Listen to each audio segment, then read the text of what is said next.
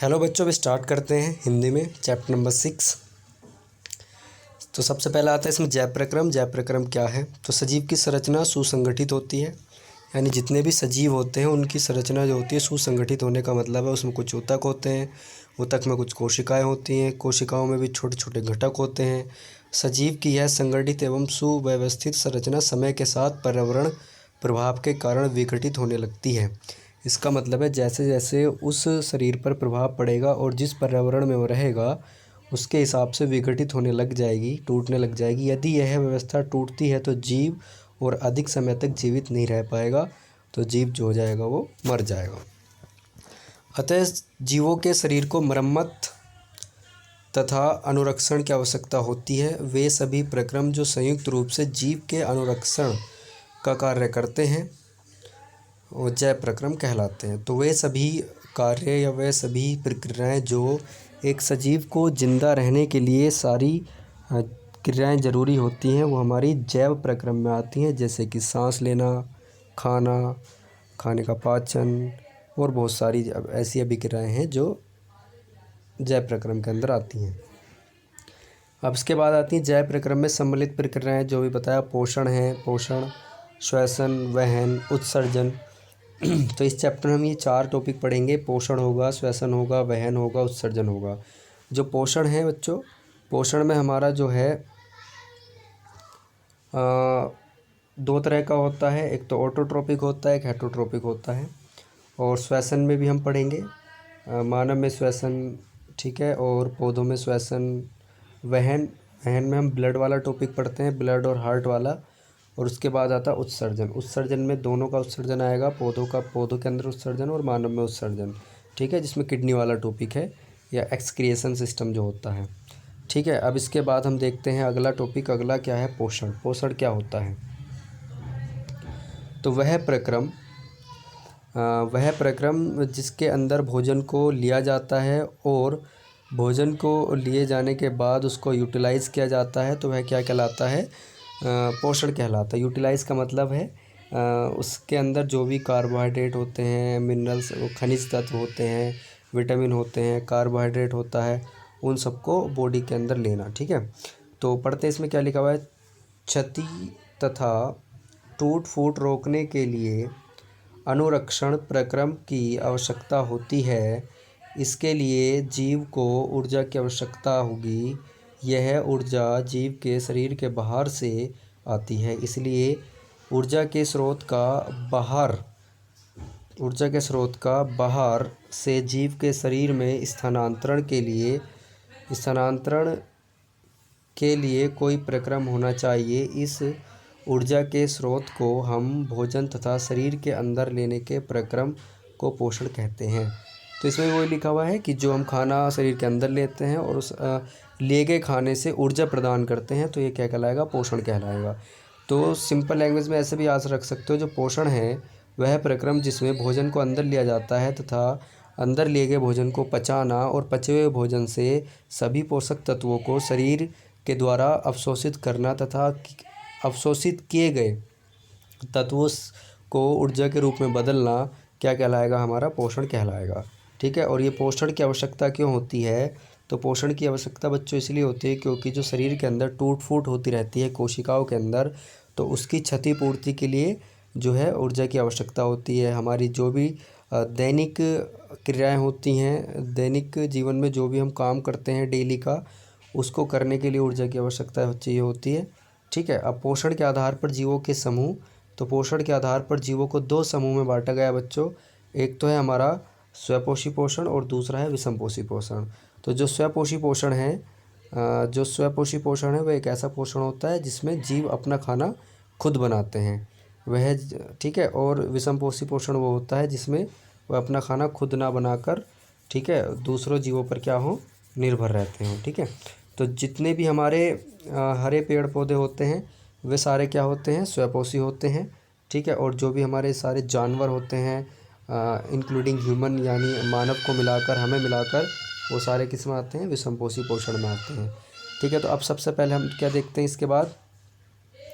इसके बाद हम देखते हैं स्वपोषी पोषण क्या होता है, ठीक है। तो स्वपोषी पोषण को देखते हैं। इसमें लिखा है पोषण का वह तरीका जिसमें जीव अपने आसपास के वातावरण में उपस्थित सरल अजैव पदार्थ जैसे CO2, पानी और सूर्य के प्रकाश से अपना भोजन स्वयं बनाता है, तो यह प्रक्रम क्या कहलाता है? स्वपोषी पोषण कहलाता है। याद रखेंगे इस बात को, ठीक है। तो ये चीज़ बहुत ज़रूरी है कि कौन कौन सी चीज़ होती हैं जिनसे मिलकर वो अपना खाना बनाते हैं। तो एक तो होता है हमारा CO2, ठीक है, और दूसरा होता है हमारा H2O यानी वाटर, ये भी वेरी वेरी इंपॉर्टेंट है। और दूसरा क्या होता है भाई? सूर्य का प्रकाश। और एक और होता है इसमें क्लोरोफिल, ठीक है। क्लोरोफिल इसमें नहीं लिखा हुआ, याद रखेंगे। क्लोरोफिल भी होता है। तो 4 चीज़ें ऐसी होती हैं जिनसे पेड़ पौधे जो है अपना खाना बनाते हैं। उदाहरण हरे पेड़ पौधे, ठीक है, जो स्वपोषी पोषण में उदाहरण आएगा हरे पेड़ पौधे। अब इसके बाद आता है स्वपोषी पोषण।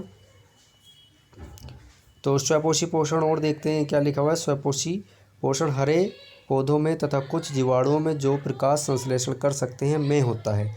तो स्वपोषी पोषण किन में होगा? उनमें होगा जो प्रकाश संश्लेषण की अभिक्रिया कर सकते हैं। तो प्रकाश संश्लेषण होता क्या है देखते हैं अब। ये तो वेरी वेरी इंपॉर्टेंट टॉपिक है, प्रकाश संश्लेषण क्या होता है। तो इसे तो याद करना ही पड़ेगा, ठीक है। हाँ, बहुत ही इंपॉर्टेंट टॉपिक है ये, बहुत ज़्यादा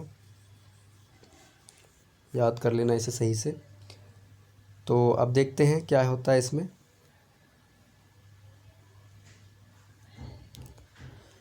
वह प्रक्रम जिसमें स्वपोषी बाहर से लिए गए पदार्थों को ऊर्जा संचित रूप में परिवर्तित कर देते हैं। ये पदार्थ कार्बन डाइऑक्साइड, जल के रूप में लिए जाते हैं जो सूर्य के प्रकाश तथा क्लोरोफिल की उपस्थिति में कार्बोहाइड्रेट में परिवर्तित कर दिए जाते हैं। तो ये वेरी वेरी इंपॉर्टेंट है कि कौन कौन से पदार्थ होते हैं। तो यहाँ पर जो पदार्थ होते हैं बच्चों, वो 4 पदार्थ लिए जाएंगे। पहला होगा कार्बन डाइऑक्साइड, फिर होगा जल, तीसरा होगा सूर्य का प्रकाश और चौथा होगा क्लोरोफिल। तो ये 4 चीज़ें ऐसी होती हैं जिनसे हमारा मिलकर बना होता है प्रकाश संश्लेषण की क्रिया, ठीक है। अब जो पेड़ पौधे प्रकाश संश्लेषण की अभिक्रिया करते हैं उसको ऐसे लिखा जाता है 6CO2 और प्लस 12H2O, ऊपर क्लोरोफिल ले लेंगे, नीचे सूर्य का प्रकाश ले लेंगे। तो ये क्या बनाएगा? ये बनाएगा ग्लूकोज। ये ग्लूकोज का फॉर्मूला होता है बच्चों, और ग्लूकोज का फॉर्मूला होता है हमारा C6H12O6 और प्लस 6O2, ये थोड़ा सा ऑक्सीजन बनती है, फिर होता है 6H2O, ये थोड़ा सा वाटर बनता है, ठीक है। तो जब हम कार्बन डाइऑक्साइड की रिएक्शन वाटर से कराते हैं क्लोरोफिल और सूर्य के प्रकाश की उपस्थिति में, तो क्या बनता है? ग्लूकोज बनेगा, ऑक्सीजन बनेगी और वाटर बनेगा, ठीक है। इतनी बात ध्यान रखेंगे। अब इसके बाद आता है क्या? प्रकाश संश्लेषण के लिए आवश्यक कच्ची सामग्री। तो प्रकाश संश्लेषण के लिए आवश्यक कच्ची सामग्री क्या क्या होती है? तो उसके लिए देखो 3-4 सामग्री ज़रूरी हैं, 4 तो पक्का है ही। एक तो होता है सूर्य का प्रकाश, और फिर है क्लोरोफिल, फिर है कार्बन डाइऑक्साइड और फिर है जल, ठीक है। 4 चीज़ें ऐसी हैं जो ये वेरी वेरी इंपॉर्टेंट हैं। सूर्य का प्रकाश, क्लोरोफिल, कार्बन डाइऑक्साइड गैस और जल। जो कार्बन डाइऑक्साइड गैस होती है स्थलीय पौधे इसे वायुमंडल से प्राप्त करते हैं, और जो जलीय पौधे होते हैं वो पानी से प्राप्त करते हैं। जल स्थलीय पौधे जड़ों द्वारा मिट्टी से जल का अवशोषण करते हैं, ठीक है। अब इसके बाद आता है प्रकाश संश्लेषण के दौरान होने वाली निम्नलिखित घटनाएं। तो प्रकाश संश्लेषण के दौरान कौन कौन सी प्रमुख घटनाएं होती हैं वो देखते हैं। तो पहला पॉइंट है क्लोरोफिल द्वारा प्रकाश ऊर्जा को अवशोषित करता है। तो जो क्लोरोफिल होता है, तो क्लोरोफिल की वजह से सूरज का प्रकाश पेड़ पौधों के द्वारा अवशोषित किया जाता है। अगर क्लोरोफिल नहीं होता तो सूरज का प्रकाश पेड़ पौधे अवशोषित नहीं कर पाते, ठीक है। अब इसके बाद आता है जो प्रकाश होता है, प्रकाश रासायनिक ऊर्जा में रूपांतरित हो जाता है। और जल का जो अणु होते हैं, तो जल का फॉर्मूला सभी को पता होगा। तो जल का फॉर्मूला होता है हमारा क्या? H2O, ठीक है। अब इसमें हाइड्रोजन अलग होता है और ऑक्सीजन अलग होता है।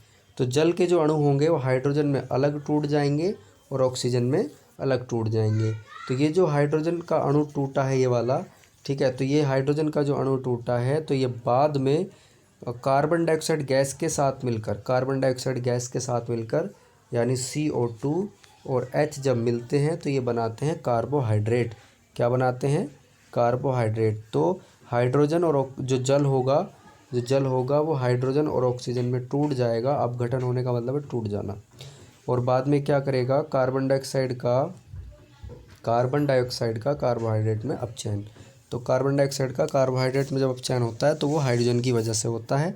हाइड्रोजन और कार्बन डाइऑक्साइड मिलकर कार्बोहाइड्रेट का निर्माण करते हैं। अब इसके बाद आता है रंध्र। तो रंध्र देखते हैं, वेरी वेरी इंपॉर्टेंट टॉपिक है ये। तो पत्ती की सतह पर जो सूक्ष्म छिद्र पाए जाते हैं या होते हैं उन्हें रंध्र या स्टोमेटा कहते हैं। ठीक है बच्चों, छोटा सा है, सभी को पता होगा। रंध्र के प्रमुख कार्य, रंध्र के दो प्रमुख कार्य होते हैं। एक तो होता है प्रकाश संश्लेषण के दौरान गैसों का आदान प्रदान करना, ठीक है। और दूसरा होता है हमारा क्या, जो पानी की मात्रा अधिक हो जाती है उसको मेंटेन करना है, उसको कम करना। प्रकाश संश्लेषण के लिए गैसों का अधिकांश आदान प्रदान इन्हीं छिद्रों द्वारा होता है। और दूसरा वाष्पोत्सर्जन, यानी वाष्पोत्सर्जन के समय जल का जो निकास होता है वो स्टोमेटा के द्वारा ही होता है। जल वाष्प के रूप में रंध्र के द्वारा बाहर निकाल दिया जाता है, जिससे पौधों के अंदर जल की मात्रा का संतुलन बना रहता है। ठीक है, अब आगे बढ़ते हैं बच्चों। देखो ये रंध्र है, ये रंध्र की डायग्राम तुम बुक में भी देख सकते हो। इसमें 2-4 चीज़ें याद रखना और डायग्राम भी बनाने को आता है। तो ये जो बीच में होता है रंध्र छिद्र होता है, ठीक है, रंध्र छिद्र होता है। उसके बाहर द्वारक कोशिकाएं होती हैं और उसके बाद होता है हमारा सहायक कोशिकाएं, उसके बाद होता है अधिचर्म कोशिकाएं जो बाहर होती है बहुत ज़्यादा। ठीक है, अब इसके बाद देखते हैं, इसके बाद आएगा अब विषमपोषी पोषण, जो पढ़ेंगे हम अगली वीडियो में। ठीक है, तो इस पूरे वीडियो को तुम 2 से 3 बार देख लेना, आराम से रिवीजन कर लेना। और जो भी डेफिनेशन तुम्हें इसमें से लिखनी हो, देखनी हो, याद करनी हो, स्क्रीनशॉट लेकर आराम से याद कर लेना। ठीक है, और अगर इसके अलग से PDF चाहिए नोट्स की तो ग्रुप में मैसेज कर देना, मैं बता दूंगा या PDF सेंड कर दूंगा। ठीक है, और इसे याद कर लो, टेस्ट के लिए मैं वीडियो बना रहा हूँ सारी। ठीक है, इस चैप्टर की 2-3 वीडियो और बनाऊंगा और ये चैप्टर कंप्लीट हो जाएगा। फिर इसके बाद 8 चैप्टर, फिर 9 चैप्टर, तो दोनों की बन जाएगी। तो इसे सही से याद कर लेना।